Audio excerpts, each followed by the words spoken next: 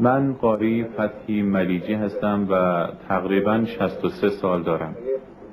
در زندگیم مأنوس با قرآن بودم و خیلی تحت تاثیر اداء قرآنی قاری بزرگ استاد شیخ مصطفی اسماعیل قرار گرفتم. هر کس قرائت مرا شنیده باشه به نزدیک بودن قرائت من با سبک شیخ بزرگ مصطفی اسماعیل پی میبره و به شدت تحت تاثیر اصالت مکتب و سبک تلاوت استاد مصطفی اسماعیل قرار گرفتم. در حقیقت من از نزدیک با او معاشرت میکردم و از او چیزهای زیادی یاد گرفتم. از جمله چیزهایی که در محضر استاد مصطفی اسماعیل کسب فیض کردم اداء قرآنیه و برای آموزش آن بزرگوار چند آیه رو تلاوت میکنم. اعوذ بالله من الشیطان الرجیم. بسم الله الرحمن الرحیم. الله لا إله إلا هو الحي القيوم لا تأخذه سنة ولا نوم له ما في السماوات وما في الأرض من ذا الذي يشفع عنده إلا بإذنه يعلم ما بين أيديهم وما خلفهم ولا يحيطون بشيء من علمه إلا بما شاء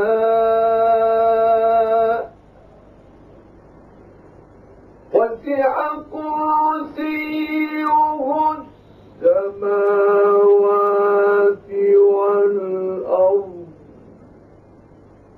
ولا يؤوده حفظهما وهو العلي العظيم. بسم الله الرحمن الرحيم. إذا جاء نصر الله والفتح ورأيت الناس يدخلون في دين الله أفواجا فسبح بحمد ربك واستغفر إنه كان توابا. صدق الله العظيم. وصلينا وسلمنا على من جاء بالبشر نبي كان ساقينا سقانا ليلة القدر بقرآن وتسبيح وتمجيد. من قاری کشور مصر فتحی ملیجی هستم. 3 فرزند دارم. اول حسن فتحی ملیجی، افسر نیروهای مسلح ارتش مصر. دوم محمد فتحی ملیجی که مهندسه و در دانشگاه قاهره مشغول به تحصیله. سوم دخترم فاطمه که در دانشکده تربیت معلم دانشگاه عین الشمس فعالیت میکنه و الحمدلله که همگی قرآن رو حفظ میکنند و قرآن میخونند. ما افتخار میکنیم که یک خانواده قرآنی هستیم. پدران و اجدادم قاری قرآن و حافظ آن بودند و از تلاوت قرآن و از شنیدنش لذت میبردند و احساس خوشبختی میکنم که میل و گرایش به قرآن داریم و از خدای متعال میخواهیم که ما رو از جمله نیکوکاران قرار بده. از شما هم تشکر میکنم. برای من شرف بزرگیه که اساتیدی چون مصطفی اسماعیل و شیخ ابوالعین شعیشه که خداوند طول عمر به ایشان بده از جمله کسانی هستند که زندگی قرآنی رو در من زنده نگه داشتند و مشوق من بودند. من قرآن رو در روز جمعه هر هفته در مسجد سوره که سابقا نامش مسجد سلطان حسین بود قرائت میکنم، مگه اینکه ضبط برنامه رادیویی داشته باشم و از طرف صدا و سیما برای ضبط برنامه به مساجد بزرگی چون مسجد رأس الحسین علیه السلام و یا مسجد ازهر و یا صلاح الدین طلعت بروم. بسم الله الرحمن الرحیم اذا جاء نصر الله والفتح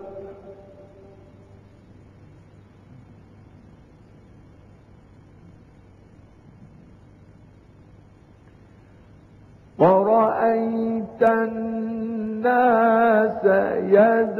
يدخلون في دين الله أفواجا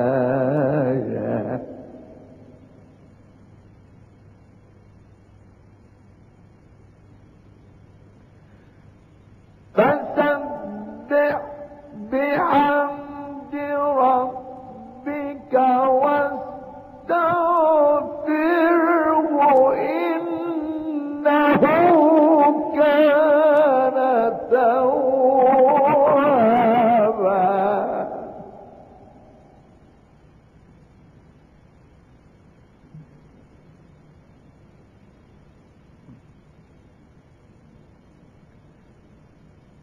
بسم الله الرحمن الرحيم قل هو الله أحد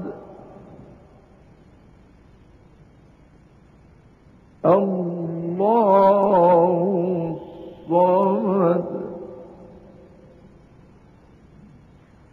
لم يلد ولم يولد ولم يكن له كفوا أحد. صدق الله العظيم.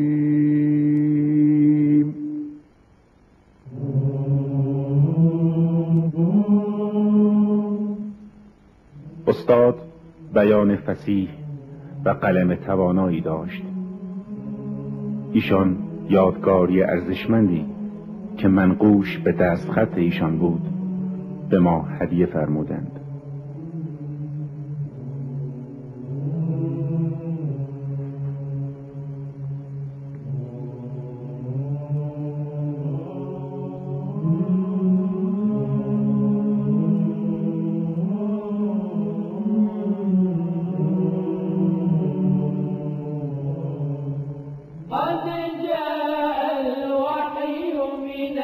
الباري أنعم بالسلام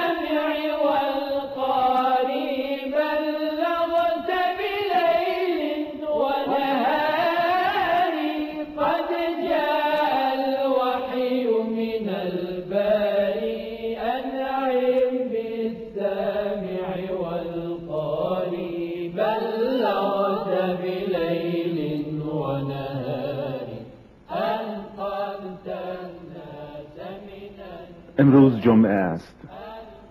صدای اذان در قاهره طنین انداز شده.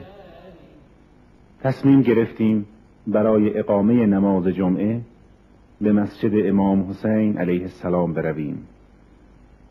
مسجدی که به نقلی معتقدند رأس مطهر امام حسین علیه السلام در آن مکان قرار گرفته بود.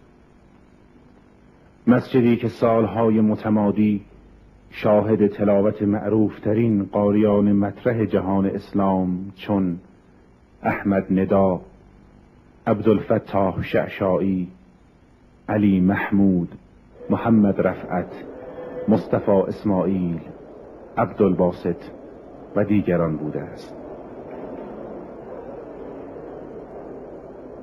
مسلمین وارد مسجد می شدند، زیارت می کردند، با احترام و سلوک خاصی می نشستند تا آیات الهی را بشنوند. جای بسی خوشحالی بود هنگامی که دیدیم دکتر احمد نعینه مشغول تلاوت آیات الهی هستند.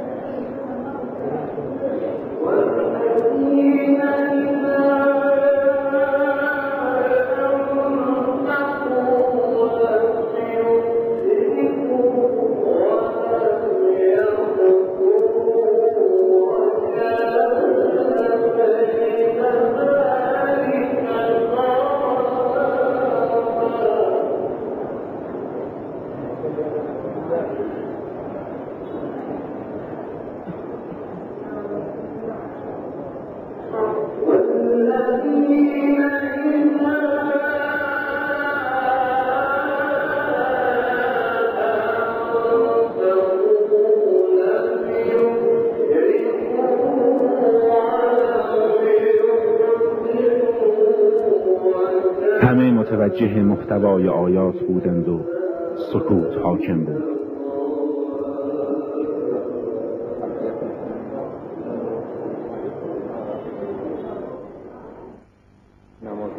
مؤذن ندای اذان سر داد تا همه را به حرکت به سوی لقای پروردگار خبر دهد.